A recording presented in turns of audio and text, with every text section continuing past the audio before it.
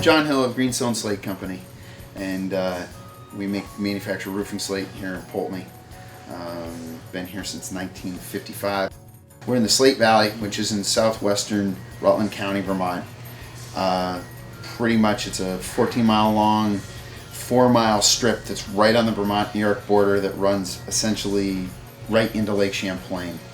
We're just west of the ski resorts and just east of the Adirondack state parks.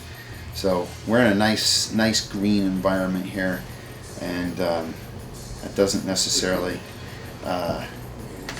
bode well for some of our operational tactics.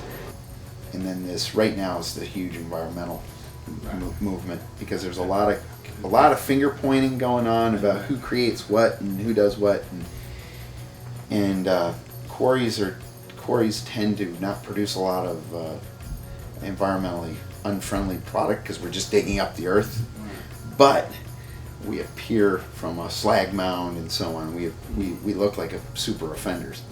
And then you've got the lake, which is 1.5 miles, well, 600 yards from us away, and it's got $1 million houses on it, and they're here 2 weeks out of the year, and they don't want you to exist while they're here. So there's some issues that happen there, and they go away, and then we operate. Our employees, when you meet our foreman, they fight with. They're pit bulls. They have to go out every day and fight with guys to get them to do what they want to do. We're in some ways, and I'm not knocking the guys at all because they all work hard, but in some ways we're like a prison with a lot of walls. You get a lot of guys that are. Yeah, it's a last chance. It's a kind of a last chance industry. Right. When I used to come up here as a kid, I feared for my life every day. And I was 13. I was up here. I was like, oh my God, my parents hate my guts, because it was like San Quentin would have been probably safer. It's a lot.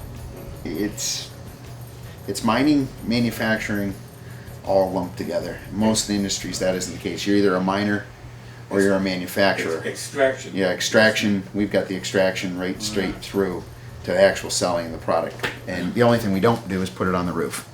And that's another complete nightmare. So how many different operations? There's I'd say there's probably 5 or 6 fair-sized producers. Then there's probably another 5 or 6 that are medium-sized producers. And then there's kind of your backyard hooligans that make slate here and there. So Patrick's right there. Patrick's from Poultney. He's good shit, but he's worked for me, twice now anyways. He's been working here about a month. Started missing some time. Turned out his old lady was beating the shit out of him. She freaking fractured his arm with a freaking boot.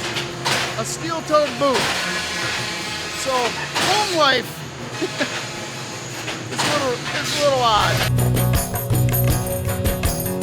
And it's really a matter of we run a wire over to it, press a button, boom, goes off. A lot of things can go wrong. And so they have to check continuity, they have to make sure that it's going to go off. The last thing we want in the ground is a bunch of sticks that didn't explode. So, like Rick over there, he's going to make sure that this thing is wired properly. It's going to fire off, and it's just going to make as big a piece as we possibly can. You got to hold this one. Okay. I will.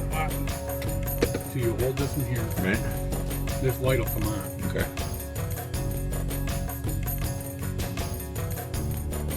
Okay. When that light's on, all you gotta do is.